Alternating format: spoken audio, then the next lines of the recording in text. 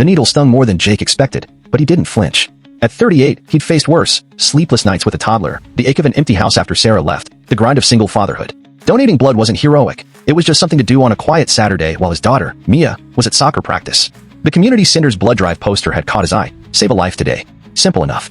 Jake figured he could spare a pint. First time? The nurse asked, her smile warm but practiced. Nah. Third, Jake said, leaning back in the chair. The tube snaked from his arm, red and steady. He wondered who'd get his blood. Some stranger in a hospital bed. Maybe. Someone's mom, dad, or kid. Didn't matter. It felt good to help, even if he'd never know the outcome. By the time he was done, the nurse handed him a juice box and a sticker. I saved a life. Jake chuckled, sticking it on his jacket. Mia would get a kick out of it. He grabbed his keys, waved to the staff, and headed out into the crisp autumn air of Maplewood, a small town just outside Seattle. The leaves crunched under his work boots, and he felt lighter, like he'd left a piece of himself behind for someone else to carry. The next morning, Jake was elbow deep in pancake batter when the doorbell rang. Mia, 6 and full of energy, raced to the door. Dad, someone's here. Hold on, kiddo, don't open it yet. Jake wiped his hands on a dish towel and peered through the peephole. A woman in a sharp blazer stood on his porch, holding a sleek black folder. She didn't look like a neighbor or a delivery driver. He opened the door cautiously. Mr. Jake Sullivan, she asked, her tone professional but kind. Yeah, that's me, Jake said, glancing at Mia, who was peeking from behind his leg. I'm Rachel Carter, assistant to Ms. Eleanor Grayson. May I come in? Jake hesitated but nodded, stepping aside. Rachel sat at the kitchen table, declining his offer of coffee. Mia climbed onto a chair, eyeing the stranger curiously. I'll get to the point, Rachel said, opening her folder. Yesterday, you donated blood at the Maplewood Community Center. Jake nodded, confused. Yeah, so? Your blood was a match for a critical patient at St. Augustine's Hospital, a rare type AB negative. The transfusion saved her life. Rachel paused, her eyes softening. That patient was Eleanor Grayson. She owns St. Augustine's, and she'd like to meet you. Jake blinked, processing. Owns the hospital? Like, the whole thing? Rachel smiled. The whole thing. She's a philanthropist, runs a network of hospitals across the Pacific Northwest. She was in a car accident yesterday, internal bleeding, critical condition. Your donation made the difference. Jake ran a hand through his hair, his mind spinning. I just gave blood. Didn't think it'd end up with the hospital CEO? Owner, Rachel corrected gently. She's recovering and wants to thank you personally. Can you come by this afternoon? Jake glanced at Mia, who was wide-eyed. Can my daughter come? I don't have a sitter. Of course, Rachel said. Ms. Grayson loves kids. St. Augustine's Hospital gleamed under the afternoon sun, all glass and steel, a far cry from the modest clinics Jake was used to. Mia clung to his hand as they followed Rachel through polished hallways.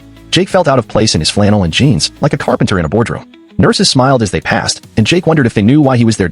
In a private room with a view of the Cascades, Eleanor Grayson sat propped up in bed. She was in her 60s, with silver hair and sharp green eyes that softened when she saw Jake and Mia. And 4 dripped beside her, but her presence filled the room. Jake Sullivan, she said, her voice steady despite her bandages. You're the man who saved my life. Jake shifted, uncomfortable. I just did what anyone would. Hardly, Eleanor said. AB negative is 1 in 100. You were my needle in a haystack. She gestured to a chair. Please, sit. And you must be Mia. Mia grinned, holding up a drawing she'd made in the car, a stick figure nurse with a big red heart. This is for you, she said shyly. Eleanor's face lit up. Why, thank you, sweetheart. It's going right on my wall. As Mia chattered about her soccer game, Jake studied Eleanor. She wasn't what he'd expected, not cold or corporate, but warm, almost maternal. Rachel had mentioned Eleanor's accident, a head-on collision with a drunk driver. She'd coded twice on the operating table. Jake's blood, rushed from the community center, had bought her the time she needed. I don't know how to thank you, Eleanor said, her gaze locking onto Jake's. I've spent my life building hospitals, making sure people get care. But yesterday, I was the one who needed saving. You didn't know me, didn't ask for anything. You just gave. Jake shrugged, his cheeks warm. Didn't seem like a big deal at the time. It was everything, Eleanor said. Her voice cracked, and Jake saw tears in her eyes. I lost my son years ago. He was about your age. Same kind heart, always helping strangers. You remind me of him. The room grew quiet, the weight of her words settling over them. Mia, sensing the shift, climbed onto Jake's lap. He hugged her close, his throat tight. He'd never thought a routine blood donation could mean this much to a woman like Eleanor, to a hospital, to him. There's something else, Eleanor said, nodding to Rachel, who handed Jake an envelope. Open it later. For now, just know I'm grateful. And I'd like to stay in touch, if that's okay. Jake nodded, unsure what to say. Yeah, sure. I mean, I'm glad you're okay. That night, after Mia was asleep, Jake opened the envelope. Inside was a letter and a check. The letter read, Dear Jake, your selflessness gave me a second chance. I can't repay that, but I can make sure you and Mia have a little less to worry about. The check is for Mia's college fund. If you ever need anything, a job, a friend, a hospital, St. Augustine's is here. Your family now. With gratitude. Eleanor, the check was $4.50,000. Jake's hand shook. He wasn't poor, but single parenting wasn't cheap. Mia's future, college, maybe art school like she dreamed, had always felt out of reach. Now, it wasn't. He leaned back on the couch, staring at the ceiling. He'd given a pint of blood, expecting nothing.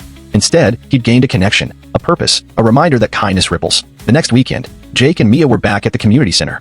Not for soccer, but for another blood drive. Mia wore a sticker proudly. future lifesaver. Jake rolled up his sleeve again, the needle less daunting this time. He didn't know who'd get his blood next, but he knew it mattered. Somewhere, someone would breathe easier because of it. And that was enough.